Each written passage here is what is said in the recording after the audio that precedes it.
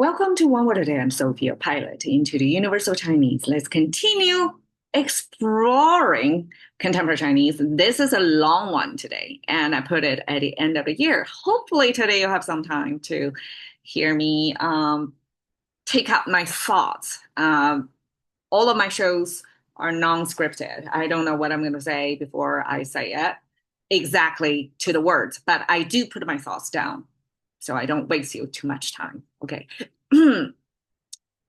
Here, this example, 古希腊掌管 so and so, 的神 is a proof, linguistic proof, as an expression recently popularized, right? Contemporary Chinese.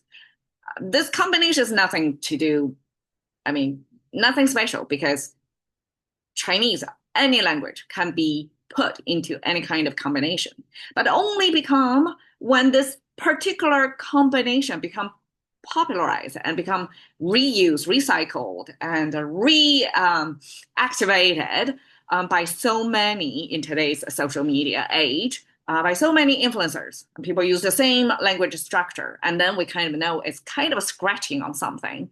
It's like the tickles of the Chinese nerve through this language. So through that, 古希腊掌管 so and so 的神 which I translate as ancient hope deck. Okay, I just tell you, hope deck, 希腊 is a Chinese Greek translation. So even if I translate hope deck because I ran out of space, this deck means a Chinese lunar calendar year December month. And these two is again hope and December. It kind of makes sense. Right? At the end of the year, you kind of it's a reflective time in your year, and you're going to regenerate, revive your hope for the future. In that sense, it makes sense. But actually, it's a translation for Greek. So ancient Greek. 掌管 is Chinese to say somebody manage or somebody who run or in charge of. So that's 掌管. And we pair 掌 like palm. And basically it's palm facing upward. And 管 control something. So palm control.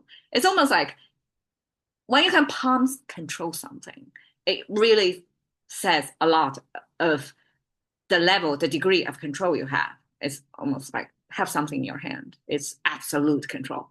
Okay. And 的, I translate a sort of, well, it's a possessive term. So it's the description, the old 古希腊掌管. So the ancient god or goddess that's in charge of whatever thing. So in charge of love, in charge of fortune, in charge of longevity, in charge of power, in charge of a war, right? Mars, Venus, all that. Okay. So this expression testifies that Chinese people, the language users, over time, after almost 40 years, after the end of Chinese Cultural Revolution, which is almost like the absolute term to cut off the East and West. Well, I say East and West, it's not accurate. Cut off China from the whole world map. So if you look at the decades in the 60s and 70s, during the Cold World War context, China was going on in there. It's almost like a black hole back then, right? So even later on, I was born into this land post this era, it was still like something in the dark. We don't fully, what happened was so horrible. We cannot fully face it. And of course, it's I'm not going to talk about politics here. Okay. My point is, after that time, almost over 40 plus some years, that's gradually China opened out to the outside world. And when I was in college, Greek mythology was a small niche subject. Only few people care about it, talk about it, use it. And now, 2025, it became a popular expression. So somehow this Greek mythology, and we know it's all kinds of gods, And here we didn't specify is God or goddess. We just use God. This Shen, it could be both genders in Chinese. We just use that to acknowledge the influence from Greek mythology. And here is a Chinese, I guess, popular way. So instead of using our local gods, I guess in China, we also have temples, right? Monasteries that you can go pray for something you want. And there are all kinds of gods in charge of agriculture, in charge of fertility, for example, right? Definitely fortune, yes. Instead of using local god to pray to, here we're almost giving Greek gods their deserved place in our, I mean, all these are mythology, East and West mythologies. So the people from the East just acknowledge these gods' existence in our mythology and use that frequently in our language. So this is almost like to show in the context of what I'm doing here is try to compare the two cultures, two languages, and things are getting more and more blended, crisscross a lot. And I think that's a nice way to wrap up the year. One by one, 古. On the top is number 10 as a Chinese roping technology to keep a permanent record by, this is a rope, vertical line, horizontal line to say there's a knot there. So knot on the rope is our number 10. And I guess we have 10 fingers to count things. And when we run out of finger, I have to tie a knot. That's my theory of why tie a knot means 10, not one, but 10. Okay, one doesn't deserve a knot tying. It's quite an effort. Once it comes to 10, you tie a knot. So your neighbor and you knows who owns whom, what, how many. Okay, and mouse symbol here at the bottom symbolize human. So Chinese don't use head count. We use mouse count. And mouse symbol came from this ancient cookware. It's a pot. So basically the two here are the two handles. And from the cookware, we transfer it to the diner. And this diner symbolize humans in the capacity of their both consumption. So they're diners, eaters, and also their output is production unit. So we also speak as well. So speaking and dining, two major functions boil down to the basic human needs and utility. Like we can produce, we can say things. We have our opinions, right? So each of them symbolize a person. This number 10 plus mouse, 10 mouse, doesn't mean 10 people. They are sequential people. So it means 10 generations. 10 generations is a Chinese way to tell you this is ancient enough that you have 10 people before you. And that's roughly 200 years is, and 200 years is enough. I mean, if we think about 2025, 1825, that sounds pretty ancient to us, right? So in a similar way, Chinese use that. Hope. Hope originally came from embroidery, and this embroidery is made of this piece of fabric draping downward. I mean, that looks like a root symbol on a tree, but if it's used by itself without the top growing part, it doesn't mean its root itself. It means this draping behavior of a piece of fabric. And then we have two crosses recurring, and that unmistakably is a human thing. Because we have Chinese language recorded, carved onto shells, stones, anything that's like permanent enough for generations later to revisit. This double cross thing is like unmistakably, it's not a natural crack, it's a man-made thing. So often that symbolizes human-made patterns. Human-made patterns on top of this drape of fabric is a Chinese way to say embroidery. And we use embroider, somehow transfer it to mean hope. And I'm thinking, well, maybe embroidered fabric is not a common thing. It takes a lots of skills and efforts to make embroidery. It's not like today's machine quickly done, but human hand embroider takes a long time. So it's something we can hope for. So that's my connection to hope. And then, yeah, I'll stop right there. I have some other thoughts about it, but we have too much today. This December image is originally dried meat. So it's beef jerky. How Chinese express that? Probably it will gross you out. Okay, on the left side is meat. This omega sign with two stripes, and that's like hand dry meat by itself already.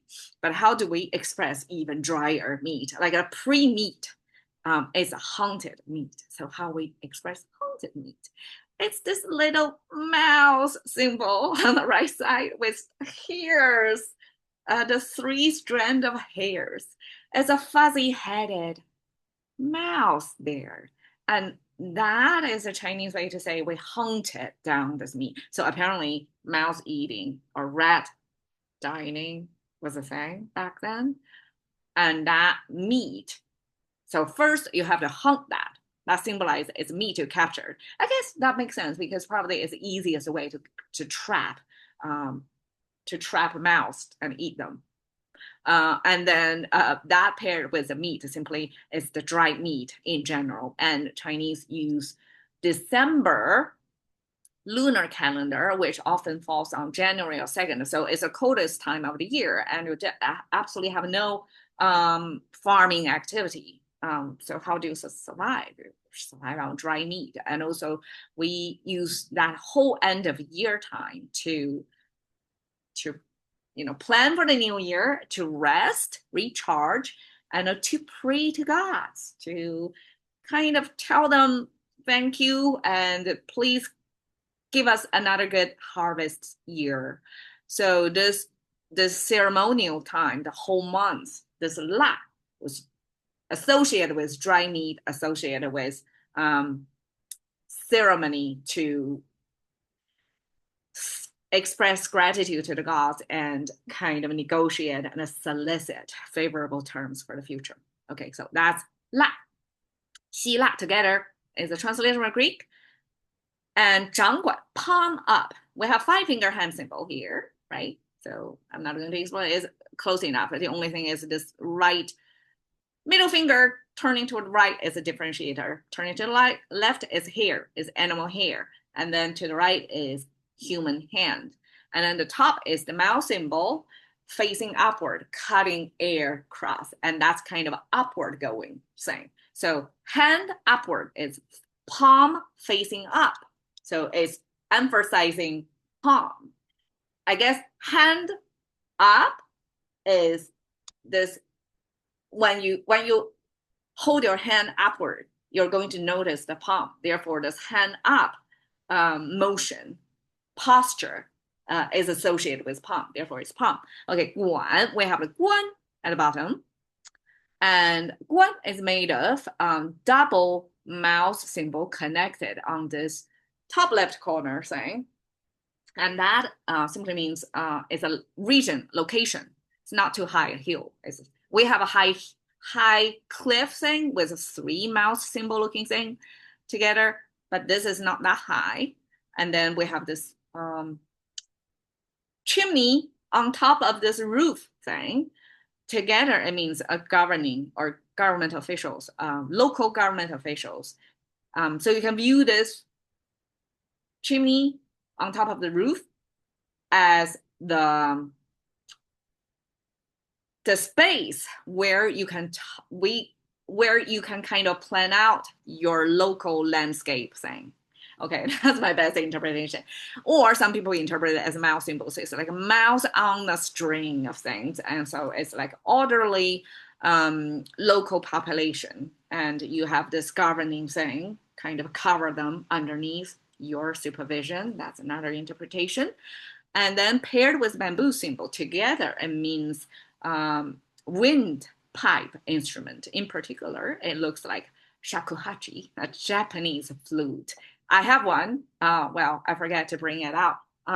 It's very difficult to learn to make the sound, but it's associated with that instrument that you have 6 holes. You have one, and then you kind of this, right? And you blow.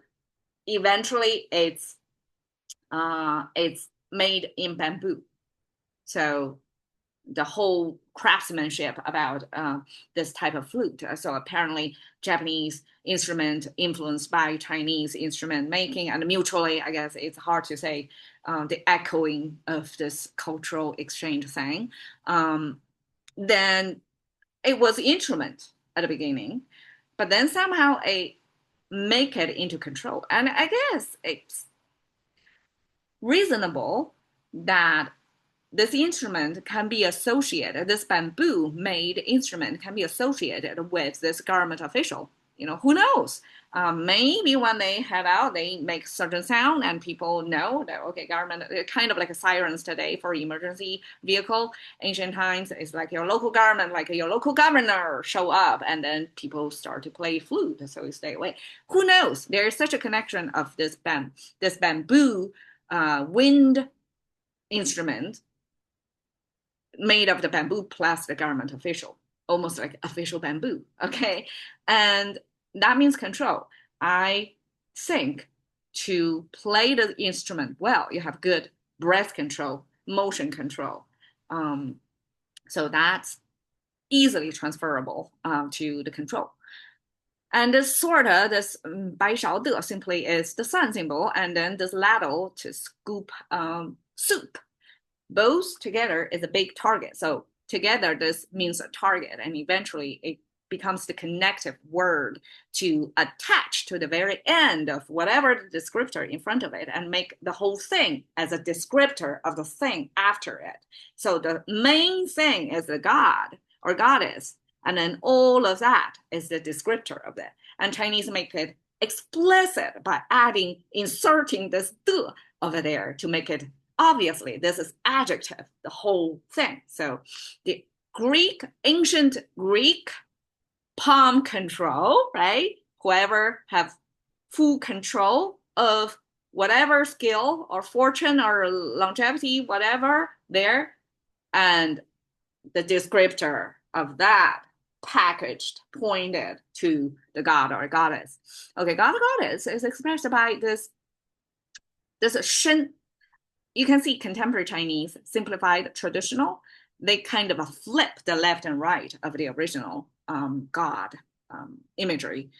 Here, this is the lightning. So lightning, I guess, is an obvious way for earthlings to observe this natural phenomenon and associate that with some god or superpower out there, throw a tantrum that make lightning and this horrible sound. So before we can explain what that is, it's associated with divinity.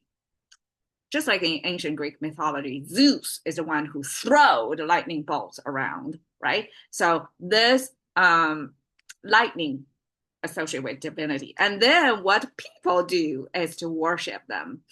And here is this 2 horizontal lines with 3 vertical lines. I recently discovered that in yesterday's 水灵灵.